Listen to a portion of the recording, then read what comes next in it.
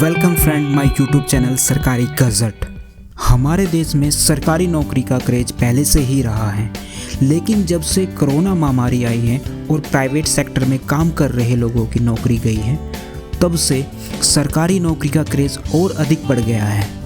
सरकारी जॉब में रेलवे विभाग की जॉब काफ़ी अच्छी मानी जाती है।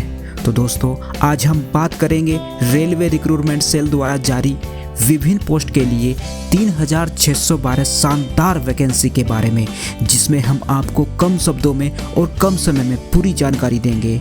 इस भर्ती के बारे में हम आपको बताएंगे online form submission, important date, mode of apply, age limit, vacancy, education qualification, ITI trade qualification, application fee, mode of selection, document to be uploaded. तो आइए शुरू करते हैं। Opening date and time.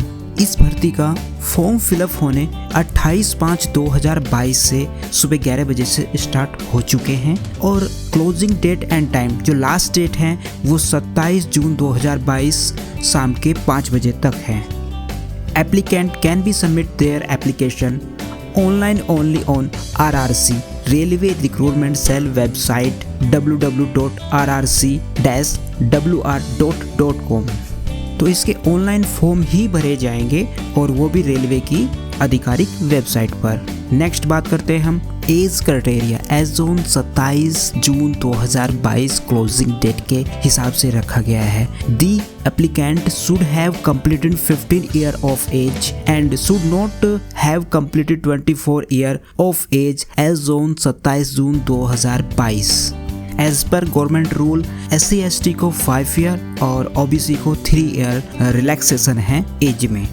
As relaxation criteria को समझने के लिए आपको RRC द्वारा दिए गए चार्ट के माध्यम से समझाते हैं, जिसमें UR जनरल कैटेगरी के कैंडिडेट जो है 28 जून 1998 से पहला जन्मा ना हो और 27 जून 2007 के बाद का न हो। ऐसे ही SC के लिए 28/6/1993, ST के लिए 28/6/1993, OBC के लिए 28/6/1995, PWD जो डिसेबल कैंडिडेट होते हैं उनके लिए 28/6/1998 और PWD SC ST के लिए 28/6/1983 और PWD OBC के लिए 28/6/1985 से पहला जन्मा कैंडिडेट न हो और बाकी 27 जून 2007 के बाद का जन्मा कोई कैंडिडेट ना हो। नेक्स्ट हम बात करेंगे ट्रेड वाइज वैकेंसी और education qualification and trade qualification. तो इसको एक चार्ट के माध्यम से हम आपको बड़े अच्छे से और बहुत कम समय में समझा सकते हैं। तो आइए स्टार्ट करते हैं। Number 1 fitter. तो फिटर के लिए वैकेंसी दी है 941 और IT ट्रेड फिटर की ही होगी। नेक्स्ट जो है वेल्डर, इसके लिए 378, वेल्डर और वेल्डर G&E कैटेगरी का जो है IT ट्रेड क्वालिफाइड हो। नेक्स्ट नंबर 3 पे आती है कारपेंटर की वैकेंसी। इसके लिए 221 वैकेंसी रिजर्व रखी गई है और कारपेंटर में ही ITI ट्रेड क्वालिफाइड कैंडिडेट हो। नेक्स्ट पेंटर के लिए 213 और पेंटर में ही जो है ITI की हो।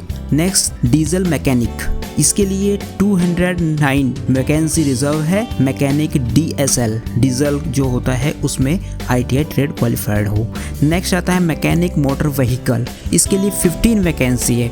मैकेनिक MV में ही IT ट्रेड क्वालिफाइड हो। नेक्स्ट नंबर 7 पे आती है इलेक्ट्रिशियन के लिए 639 वैकेंसी रिजर्व रखी गई है और इलेक्ट्रॉनिक में ही ITI क्वालिफाइड हो। नेक्स्ट आता है आपका इलेक्ट्रॉनिक मैकेनिक। तो इलेक्ट्रॉनिक मैकेनिक के लिए 112 वैकेंसी रिजर्व है। इसमें इलेक्ट्रॉनिक मैकेनिक ही ट्रेड से ITI ट्रेड क्वालिफाइड हो। नेक्स्ट 9 पे आते हैं वायरमैन के लिए 14 वैकेंसी रिजर्व है। इसमें वायरमैन इलेक्ट्रिशियन ट्रेड से जो है कैंडिडेट क्वालिफाइड हो।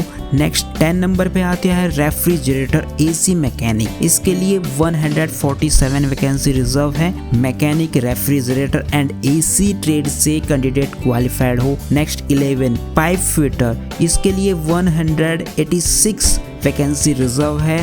प्लम्बर/पाइप फिटर में ही IT ट्रेड क्वालिफाइड हो। नेक्स्ट 12 प्लम्बर के लिए 126 वैकेंसी रिजर्व रखी गई है, इसमें प्लम्बर से ही IT ट्रेड क्वालिफाइड हो। नेक्स्ट 13 ड्राफ्टमैन सिविल, इसके लिए 88 वैकेंसी रिजर्व रखी गई है, ड्राफ्टमैन सिविल में ही जो है कैंडिडेट IT क्वालिफाइड हो।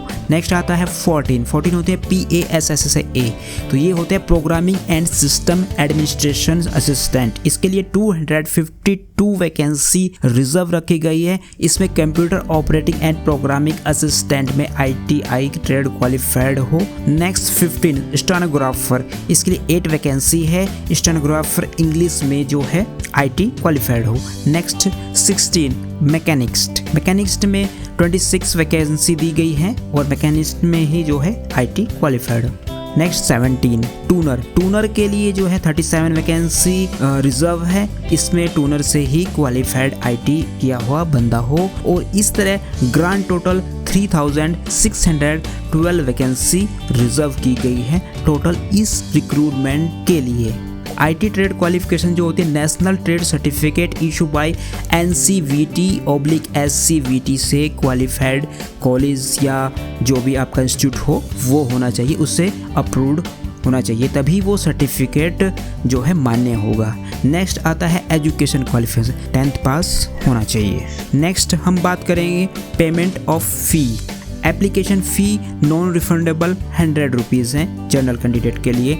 No fee is required to be paid by SC ST PWD women applicant, तो SC ST PWD और वुमेन कैंडिडेट को फ़ी पे नहीं करना है, उनके लिए फ्री ऑफ कॉस्ट ये फॉर्म है। नेक्स्ट आता है मोड ऑफ सिलेक्शन, तो इसमें मोड ऑफ सिलेक्शन क्या रखा गया है, इसमें मोड ऑफ सिलेक्शन रखा गया है कि इसमें कोई आपका एग्ज़ाम कोई वाइवा नहीं होगा, ओनली फॉर मेरिट बेस आपका सिलेक्शन होगा।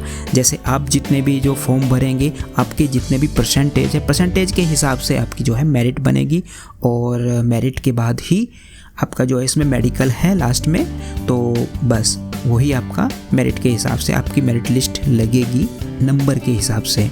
तो मेरिट लिस्ट 2 बनेगी, एक डिटेल मतलब फाइनल कैंडिडेट की और एक रिजर्व कैंडिडेट की। जैसे कि कोई डिटेल कैंडिडेट जो है तो उसमें से किसी मेडिकल में या जो है फॉर्म फिलअप करने में कोई गलती कर देता, उसकी वजह से छटा जाता है, तो वो फिर रिजर्व कैंडिडेट को उसमें से कॉल किया जाएगा। तो ये आपका जो है without exam without interview viva के रिक्रूटमेंट है। नेक्स्ट आता है आपका डॉक्यूमेंट टू बी अपलोडेड, इसमें आपको फॉर्म भरते समय क्या डॉक्यूमेंट अपलोड करने हैं। 10th की जो है मार्कशीट अपलोड करनी है, certificate of date of proof, तो वो आपका 10th का मार्कशीट ही चल जाएगा। नेक्स्ट आता है IT मार्कशीट, जो आपकी ITI की जो मार्कशीट होती है वो अपलोड करनी है। National trade certificate issue bye NCVT, जो मार्कशीट के अलावा जो ITI का सर्टिफिकेट होगा, अगर किसी कैंडिडेट को सर्टिफिकेट नहीं मिला है तो वो अपने इंस्टीट्यूट कॉलेज से प्रोविजनल सर्टिफिकेट बनवा के अपलोड कर सकता है। नेक्स्ट आता है caste certificate, SC ST OBC के रिक्वायर्ड है, अगर SC ST OBC के कैंडिडेट हैं तो वो कास्ट सर्टिफिकेट भी अपलोड करेंगे। नेक्स्ट आता है डिसेबल सर्टिफिकेट, अगर आप डिसेबल हैं कोई तो। नेक्स्ट आता है number 7 discharge certificate servicing certificate, तो ये एक्स सर्विसमैन के लिए है। आई होप आप लोगों को इस RRC भर्ती के बारे में सब कुछ क्लियर हो गया होगा। अगर आपका कोई क्वेश्चन है तो आप कमेंट बॉक्स में आप लोग मुझसे पूछ सकते हैं। तो धन्यवाद, जय हिंद।